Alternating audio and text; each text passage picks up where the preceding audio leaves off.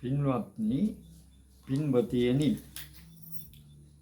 අද අපි බුදුන් දැක නිවන් දකින්නයි කියන එකේ අර්ථය පැහැදිලි කරන්න තමයි කල්පනා කළේ. එතකොට මේ බුදුරජාණන් වහන්සේ විසින් දේශනා කරන ලද ධර්මය කාව්‍යයට නගලා එයින් ගැඹුරු අර්ථයක් දෙන්නට තමයි දැන් බලාපොරොත්තු වෙන්නේ. ඉතින් ඒ වෙනුවෙන් අපි පළමු කොට බුදුරජාණන් වහන්සේ පිළිබඳව සඳහන් කරන්නට ඉදිරිපත් වෙනවා. ඉතින් මුලින්ම බුදුරජාණන් වහන්සේ පිළිබඳව තමයි ඉදිරිපත් කරන්නේ කවියෙන්. බුදු පියාණන් බලන්නට අප සැවම එක් වී මෙතන ඉන්නේ, මල් පහන්ගෙන පුදාලා හිත ලැදිව ගුණමේ ගයන්නේ.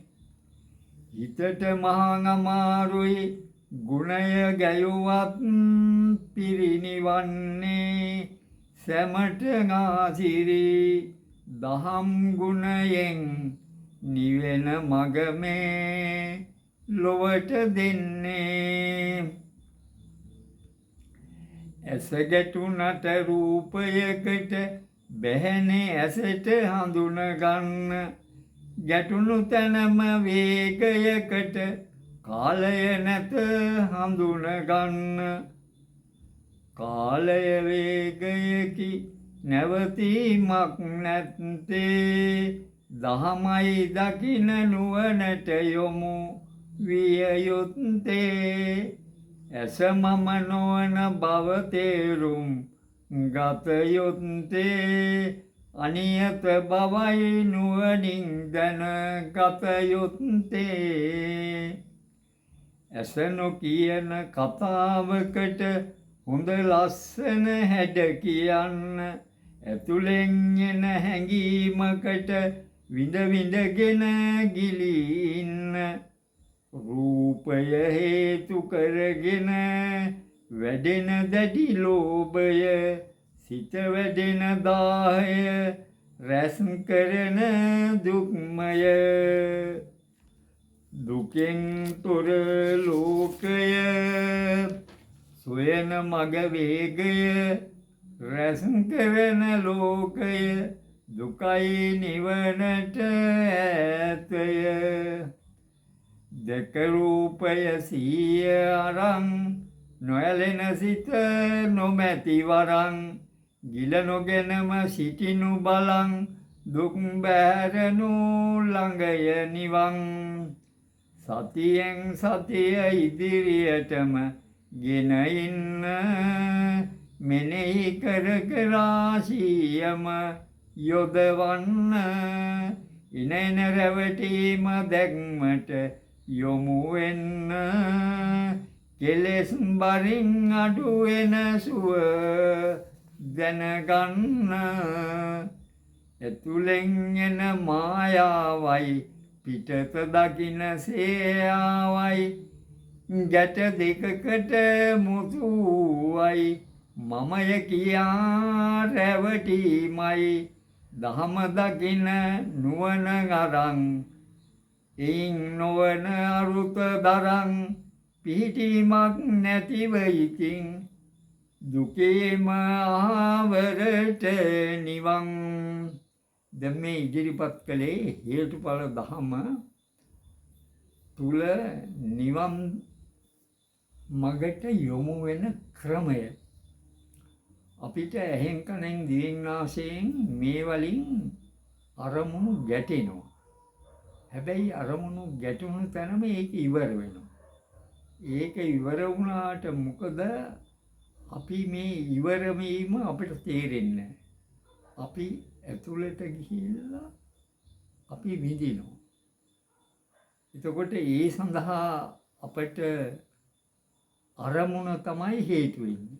අරමුණ කියන්නේ 아무තු දෙයක් නෙමෙයි. අරමුණ කියන්නේ මම සහ බාහිර ලෝකය. මෙන්න මේ එතකොට බාහිරේ දැක්කා කියලා එක පැත්තකින් රැවටෙනවා. ඇතුළේනොත් අපි රැවටෙනවා. මෙන්න මේ විදිහේ දෙආකාරයක ගැට දෙකක් අපිට වැටෙනවා. අන්තෝ ජටා බහිජටා කිව්වේ ඒකයි. ඒ නිසා අපි නිරන්තරයෙන් සතියෙන් ඉඳලා මේ එනේන අරමුණ රැවටීමක් බව හිතට ඔප්පු කරන්න ඕන. ඒ විදිහට ඔප්පු කරගෙන යනකොට අපි මෙච්චර දවසක් රැවටිච්ච එක රැවටීමක් බව අපට වැටහෙනවා. අන්න එතකොට මේ ආර්ය අෂ්ටාංගික මාර්ගයේ සම්මා දිට්ඨියටපත් වීමට හේතු වූත වෙනවා. ඒ නිසා අපි හැමදෙනාම මේක එහෙම අමාරු භාවනා ක්‍රමයක් නෙමෙයි, බොහොම සරල කාටත් කරගෙන යන්න පුළුවන් ඉතාමත්ම නිවැරදි ක්‍රමයක්. මේ ක්‍රමය අනුගමනය කරගෙන යාමෙන් මොකද වෙන්නේ?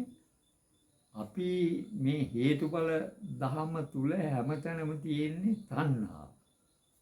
එතකොට ඒ තණ්හාව දැන් සමුදය කියනවනේ. සමුද කියන්නේ රැවටීම. පටිපදා සූත්‍රයෙන් පෙන්වුම් කරනවානේ සමුද කියන්නේ මිත්‍යා ප්‍රතිපදාව, නිරෝධ කියන්නේ සම්මා ප්‍රතිපදාව කියලා. අපි එහෙනම් මේ සමුද අත්හැරලා නිරෝධය අත්දකින්නයි ඕනේ.